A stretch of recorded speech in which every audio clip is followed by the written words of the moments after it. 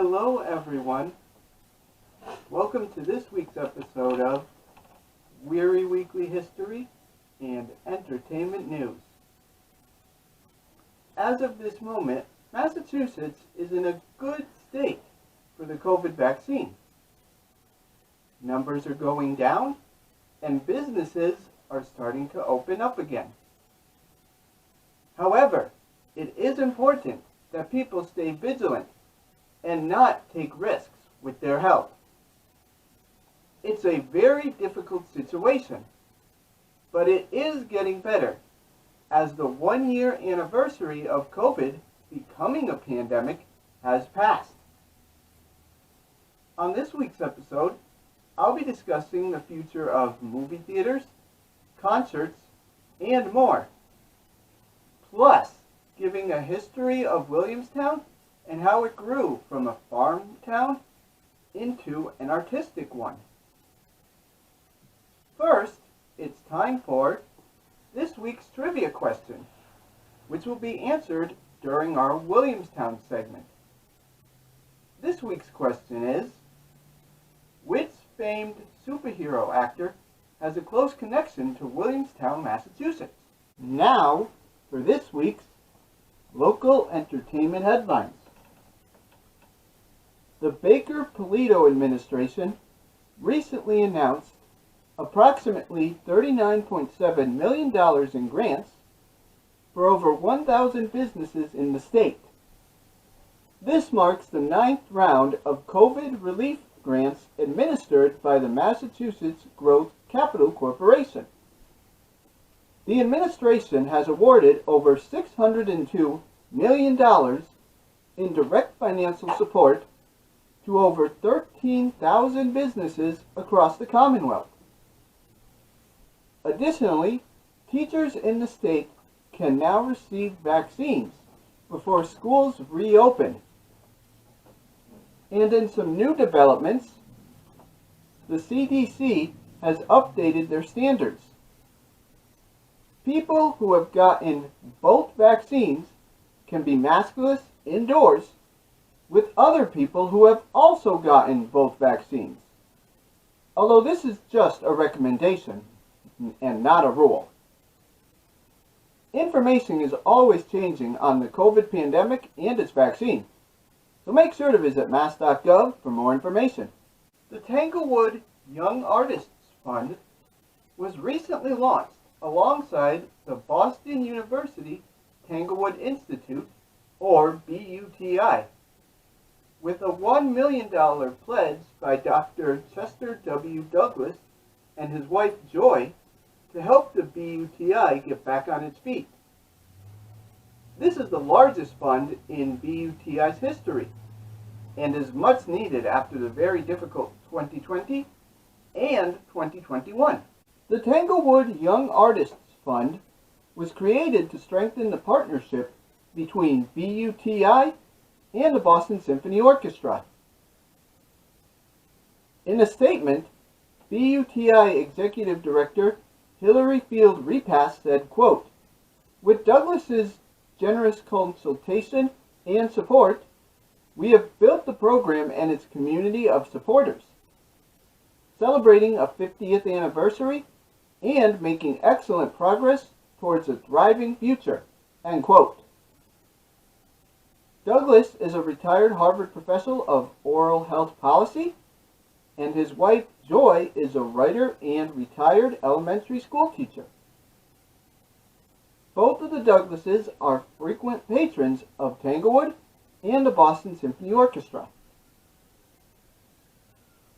In recent years, the BUTI has launched several new programs, including visiting artist residencies, education, health and wellness offerings, and new instrumental programming that increased enrollment by more than 40% prior to last year.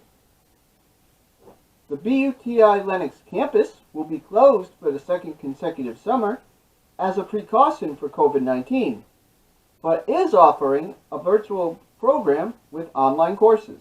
The city of Pittsfield is pleased to announce that a virtual art coloring contest is open to city youth and adults.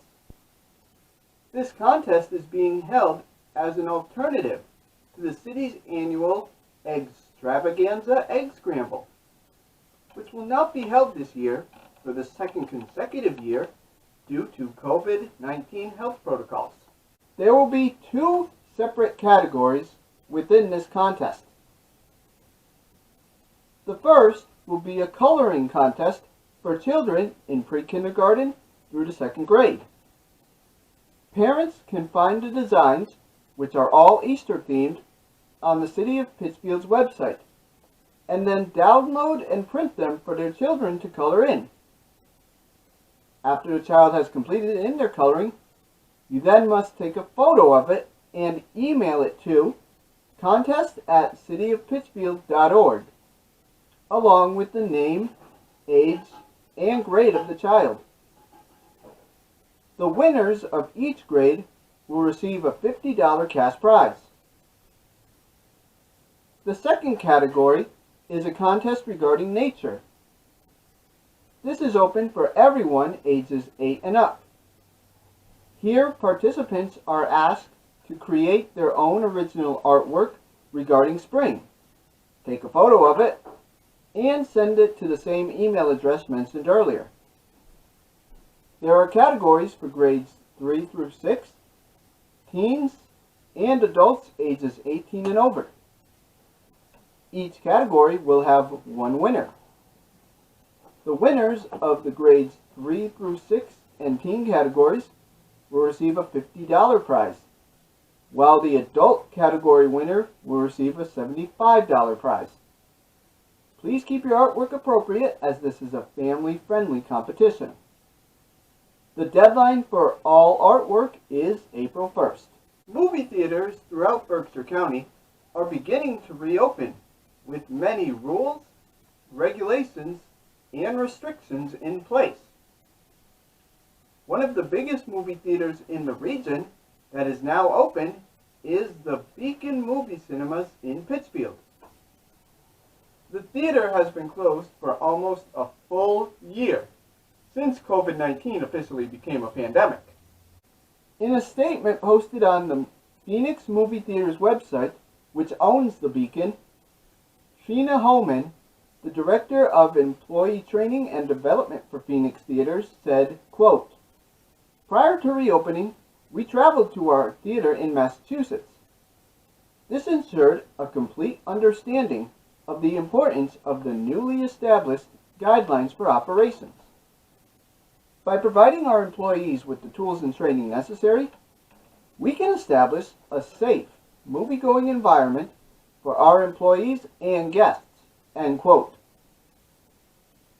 Furthermore, both the Beacon Theaters as a whole, as well as Beacon Cinemas, plan to incorporate both CDC and local government standards as to how the theater should operate. As I stated before on a previous episode, a new system was recently installed for tickets. Previously, you had to purchase your tickets at the theaters themselves, even if you were pre-ordering them. Now, you can go to phoenixmovies.net and pre-purchase tickets online. They cost $10 for general admission, $6.50 for children ages 11 and under, and seniors ages 60 and older, and $6 for all shows before 5 p.m. regardless of age. Masks must also be worn at all times by both patrons and employees. Movie selections are extremely limited. This is due to the constant shifting around of movies over the past year. Note that some of these movies are going to be playing are also available on streaming services. As of last check, the latest movies playing there include the long-delayed adaptation of Chaos Walking, the Disney animated film Raya and the Last Dragon, which is also being released on Disney+, and two movies that were released on HBO Max and theaters, Tom and Jerry, and The Little Things. Movies that will be coming out soon, provided the COVID numbers continue to decline, include the comedy Long Weekend, the historical drama The Courier, the thriller Nobody, and the much anticipated action movie Godzilla vs. Kong. Although, if you're worried about going to the theaters, Godzilla vs. Kong will be released on HBO Max as well. After the difficulties the movie theater industry faced over the last year, it's nice to see that the comeback has begun. Please visit the website shown here for more information on all things Beacon related. Speaking of things coming back to normal, high school basketball has returned to Berkshire County a year after its cancellation. The rules and regulations on attendance and other information varies from city to city and town to town. As an example, the city of Pittsfield allowed their high schools, Pittsfield High School and Taconic High School, to start the season back up on March 1st. Games are now being played at the Boys and Girls Club of the Berkshires, which is located at 16 Melville Street in Pittsfield. In an interview he had with the Berkshire Eagle, Boys and Girls Club Executive Director Joe McGovern stated, quote, "We started talking about this back, I want to say, in September or October, when the virus wasn't as bad as it was getting in November, December, and early January. Because the school system was using Taconic and PHS gyms for educational purposes, we would be willing at the club to do something for these students to be able to play some basketball," end quote. Currently, fans are not allowed in the stands, and players and coaches are wearing masks at all times, whether they are on the court or on the bench. Basketball season will last until March 19th. Afterwards, the Fall 2 season will be scheduled to run from March 22nd through May 2nd. Sports that will be played during this time include football, volleyball, cross country, golf, and soccer. And in some more local sports news, MCLA has announced the return of two sports. The North Athletic Conference, or NAC, has announced that MCLA will be playing in men's lacrosse and mixed tennis. In a statement, the chair of the NAC's President's Council, Wehry, said, quote, "Though we remain cautious, we are thrilled to move forward with plans to return to competitive sports. It has been a long year, and student athletes have missed so much already. But we have smart plans and backup plans in place. Administrators across the conference are committed to providing a meaningful experience this spring, if at all possible," end quote. Men's lacrosse currently has a 6-game schedule against colleges such as Northern Vermont Linden, the University of Thomas in Maine, and Husson College in Maine. MCLA will play each team twice, and the top 2 teams in each division will advance to the NAC playoffs in May. MCLA's first lacrosse game will be against the Northern Vermont Linden Hornets on Saturday, March 20th.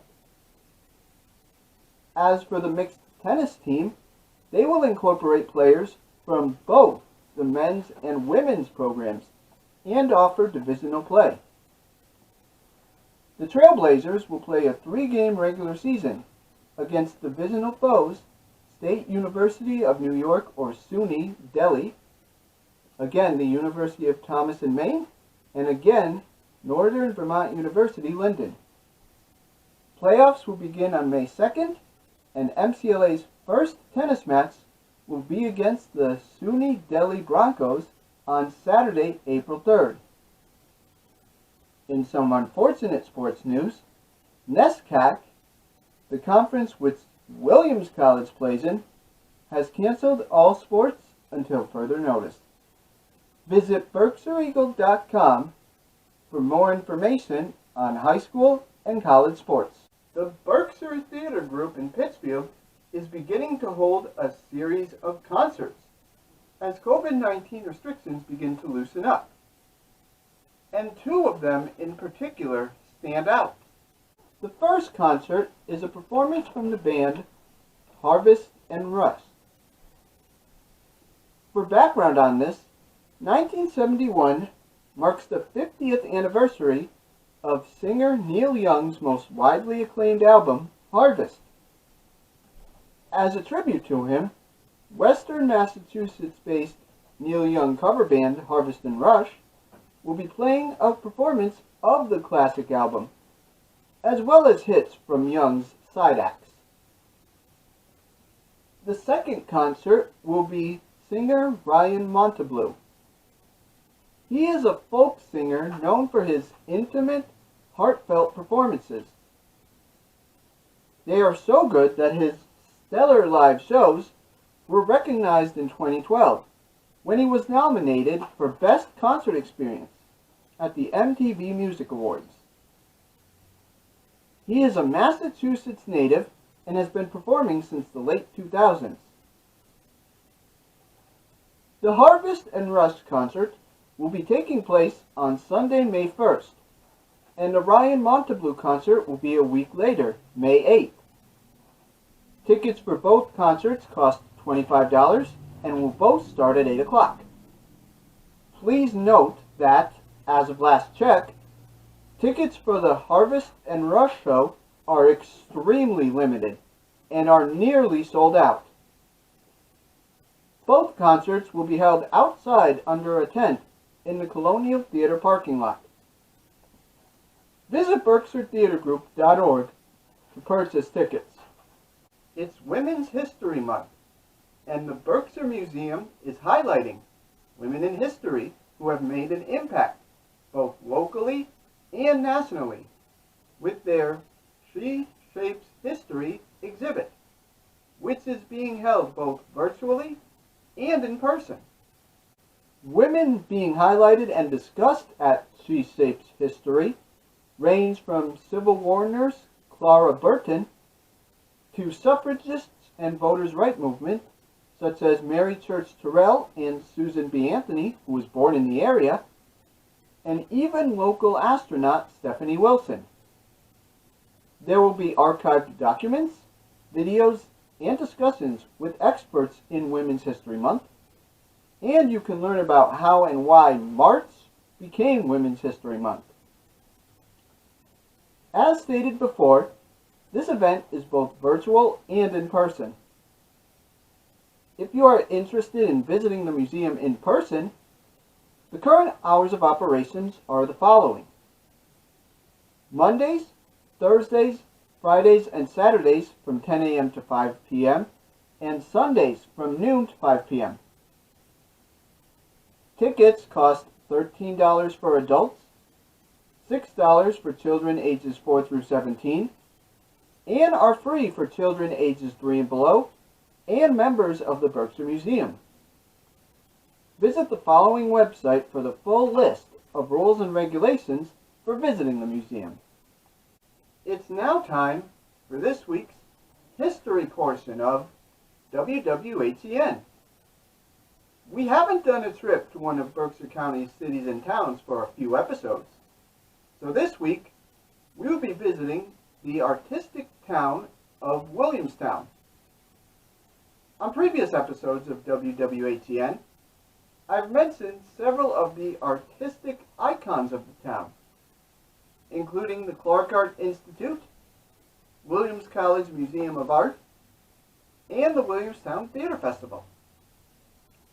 Williamstown has so much more history than that, however. Originally called West Hoosick after a Native American tribe, the area of Williamstown was first settled in 1749. Its location bordered Dutch colonies in New York, so it was used as a buffer to stop Dutch colonists from encroaching on Massachusetts. The town was incorporated as Williamstown in 1765. It is named after Colonel Ephraim Williams, Jr. Williams, Jr. was a soldier and landowner who was killed in the French-Indian War in 1755. No known photographs of Mr. Williams exist, and nobody knows why either. In his will, he gave a significant sum to the town on two conditions. One, that the town would be named after him, and two, that a free school would be established in his honor. Both of his conditions were met, but the free school didn't last long. However, that school was eventually transformed into Williams College. Stay tuned for more details on the history of Williams College on the next WWHEN episode. Until the Industrial Revolution, Williamstown flourished on a combination of dairy farming, sheep herding, and wool production. Farming was Williamstown's primary way of life for many years, until a couple of things happened. The first was the rise of Williams College. As more young students began entering the college and Williams's reputation grew academically, the presence of the town began to change from a rural town to an urban one. At the same time, the creation of the railroad led to the appearance of the Wehry Mill and the Williamstown Manufacturing Company shown here. Both of these were textile mills. A beautiful location, improved means of transportation, and a popular college caused a population boom in the 19th century. Alta Rockefeller, daughter of the famed entrepreneur John Rockefeller, built Mount Hope Estate in the area. This was a unique fusion of a farm and grand estate, which were Williams's strengths at the time, with farming and money. Eventually, the farm grew to over 1,300 acres, and today the farm is owned by Williams College and is used for some academics. Conversely, on the downside, the population rise in Williamstown led to the decrease of it as a farming town.